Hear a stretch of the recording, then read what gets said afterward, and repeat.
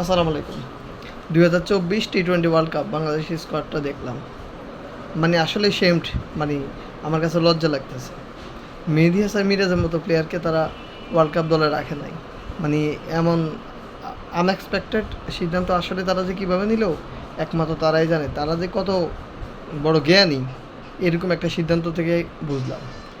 আপনার মেহেদী হাসান মিরাজ এবং সাইফুদ্দিন, মোহাম্মদ সাইফুদ্দিন, আপনি মোহাম্মদ সাইফুদ্দিনকে শুধু একটা ম্যাচ দেখে মানে বিবেচনা করে ফেললেন, তাকে আপনি কনসিডার করে ফেললেন।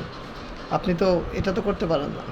আপনি মেহেদী হাসান মিরাজ তো ক্যাপ্টেন এক্সপেক্ট করে নাকি?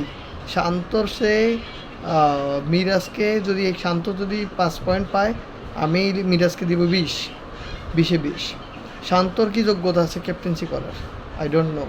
আপনারা বিশ্বকাপে যাচ্ছেন, আমার কাছে মনে হচ্ছে একটা সুন্দর ট্যুর দিয়ে আসতেছেন। মানে এখানে একটা পিকনিক হতে হবে।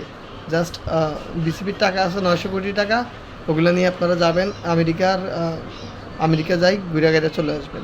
না হলে আপনার মেহেদী হাসান মিরাজ আর সেখানে হলো মোহাম্মদ সাইফুদ্দিন, এই দুইটা প্লেয়ার আসলে এক্সপেক্ট ছিল।